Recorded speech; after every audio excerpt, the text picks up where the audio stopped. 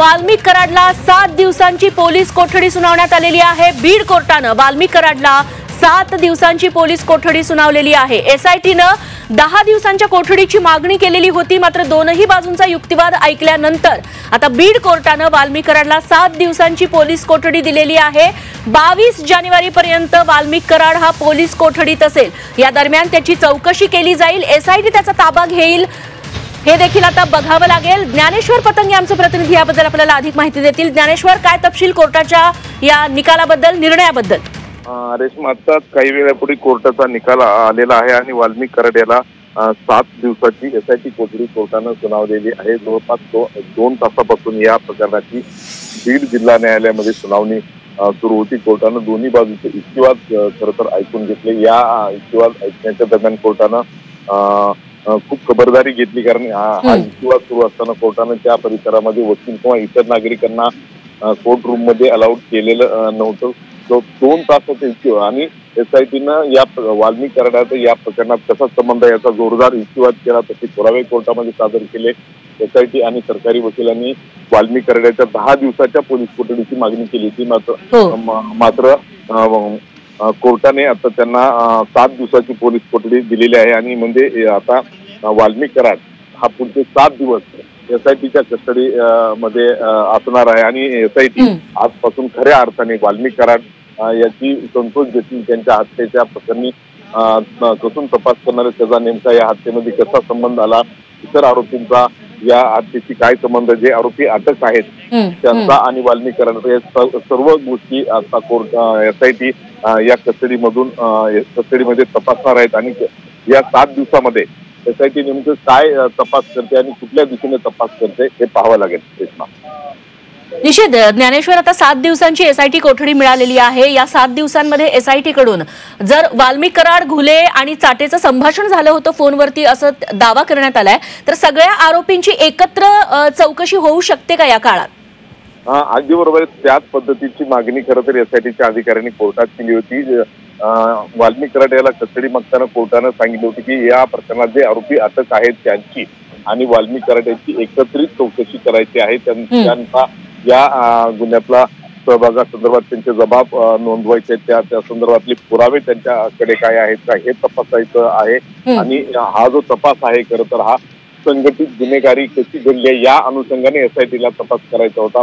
वाल्मिक कराड यांच्यावर मकोका लावावा अशी मागणी होत होती, मात्र तो लावला जात नव्हता। त्याला कुठल्या ग्राउंडवर मकोका लावायचा हे खरं तर सीआयडीला त्या तपासामधून लवकर सांगता येत नव्हतं। आता एसआयटीच्या अधिकाऱ्या किंवा एसआयटी पुढे खूप मोठं चॅलेंज असणारे त्यांनी वाल्मिक कराड याला मकोका लावलेला आहे, मात्र त्यांनी लावलेला हा गुन्हा त्यांना जर स्टँड ठेवायचा असेल तर त्यांना या संदर्भातले पुरावे पुढच्या 7 दिवसामध्ये गोळा करावे लागतील, जेणेकरून ही पोलीस कोठडी एसआयटी कोठडी संपल्यानंतर कोर्ट ज्यावेळेस त्यांना तपासाबद्दल माहिती विचारण त्यावेळेस त्यांना ही सगळी माहिती कोर्टांना द्यावी लागेल। आणि हा तपासाचं म्हणजे एसआयटी पुढचं खरं इथून पुढे खरं एसआयटीला आता चॅलेंज आहे की या मकोकामध्ये जो वाल्मिक कराड आहे त्याला या गुन्ह्यामध्ये स्टँड करण्या या गुन्ह्यामध्ये तो आहे आणि त्यांनी लावलेला गुन्हा हा बरोबर आहे हे सिद्ध करण्यासाठीचे पुरावे तर पुढच्या 7 दिवसामध्ये एसआयटी गोळा करणार आहे। आणि आज यापूर्वी जिल्हा पोलिसांनी सीआयडीने तपास केलेला आहे, तो तपास कल्लीच्या प्रकरणात केला होता। एसआयटीला हा प्रकार स्पेसिफिक संतोष देशमुख यांच्या खुनामध्ये वाल्मिक कराड याचा कसा रोल आहे या अनुषंगाने करायचा आणि ते पुढचे 7 दिवस त्या अनुषंगाने तपास करतील। निश्चित ज्ञानेश्वर, त्यासोबतच वाल्मिक कराड आतापर्यंत न्यायालयीन कोठडीत होता 1 दिवसासाठी, मात्र आता एसआयटी तातडीनं आता तर निर्णय आलेला आहे, तर तातडीनं हा ताबा घेऊन आपल्या कोठडीत नेणार आहे का वाल्मिक कराडला? अगदी बरोबर आहे। काल वाल्मिक कराड याच्यावर खरं तर मकोकाचा गुन्हा दाखल झाला, आज त्याला रीतसर अटक करण्यात आली केज पोलीस ठाण्यामध्ये आणि त्यावेळेसच एसआयटीनं त्याचा ताबा घेतलेला होता। आता कोर्टानं त्यांची कस्टडी सुद्धा एसआयटीला दिलेली आहे वाल्मिक कराडाची 7 दिवसाची। त्यामुळं आता कोर्टामधून वाल्मिक कराड याला एसआयटी कस्टडीत नेलं जाईल, म्हणजे बीडच्या शहर पोलीस ठाण्यामध्ये त्याला एसआयटीचे अधिकारी घेऊन जातील आणि त्याचा वाल्मिक कराड याचा मुक्काम पुढचे 7 दिवस एसआयटी कस्टडीमध्ये असणार आहे। रेश्मा।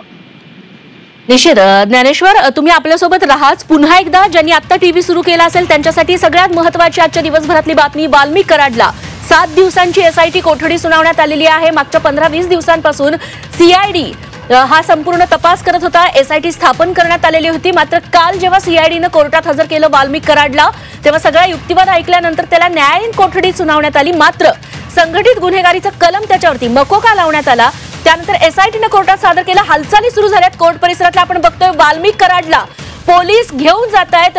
पोलिसांची व्हॅन बघतोय आपण आणि वाल्मिक कराड देखील त्याच्या या पोलिसांसोबत आहे. आता वाल्मिक कराडचा ताबा एसआयटीनं घेतला. ही थेट दृश्य बीडच्या कोर्ट परिसरातली आहेत. एसआयटीचे अधिकारी आता वाल्मिक कराडला घेऊन चाललेले आहेत. 7 दिवसांची एसआयटी कोठडी मिळालेली आहे वाल्मिक कराडला. या 7 दिवसात अनेक महत्त्वाचे पुरावे गोळा करणं, वाल्मिक कराडची चौकशी करणं, इतर जे आरोपी आहेत त्यांच्या सोबत वाल्मिक कराडची एकत्रित चौकशी करणं, हे सगळं या 7 दिवसात एसआयटीला करावं लागणार आहे. म्हणजे 22 तारखेनंतर पुन्हा त्याच्या कोठडीची मागणी होऊ शकते. मात्र हे पुढचे 7 दिवस एसआयटी साठी अत्यंत महत्त्वाचे असणार आहे तपासाच्या दृष्टीनं.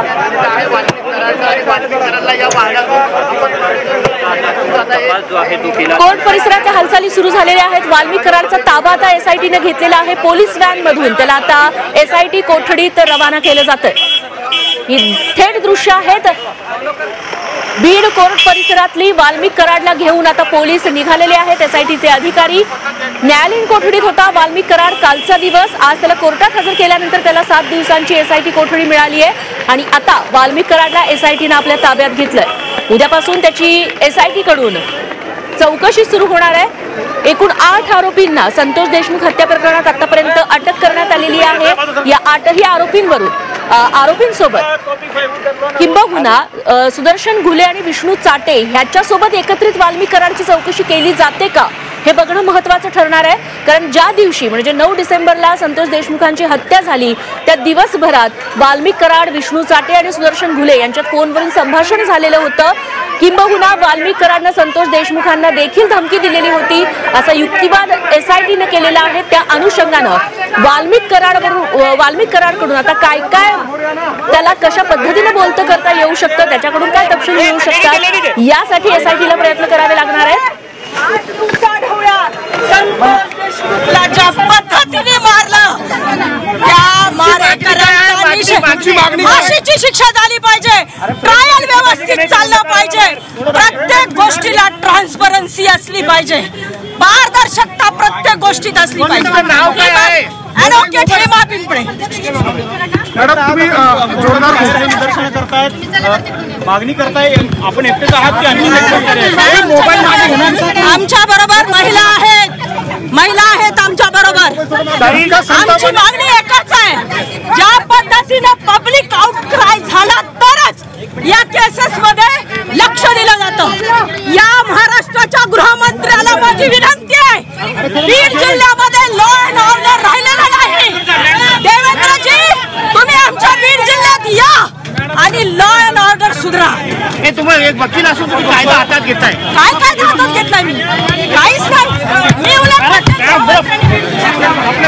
नाव काय? ॲडव्होकेट हेमा पिंपळे. मी म्हणते बीड जिल्ह्यात गृहमंत्र्यांनी यावं. बीड जिल्ह्यात गृहमंत्र्यांनी यावं. कायद्यानं त्यांना 7 दिवसाची कोठडी सुनावलेली आहे. काय कायदेशीर प्रक्रिया सगळं पब्लिक आउटक्रायमुळे झालंय. सगळं पब्लिक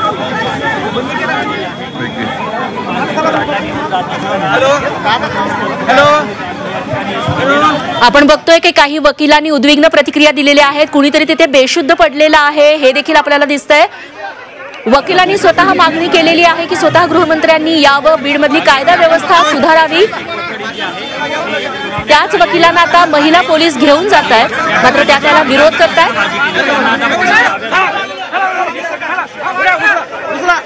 टाका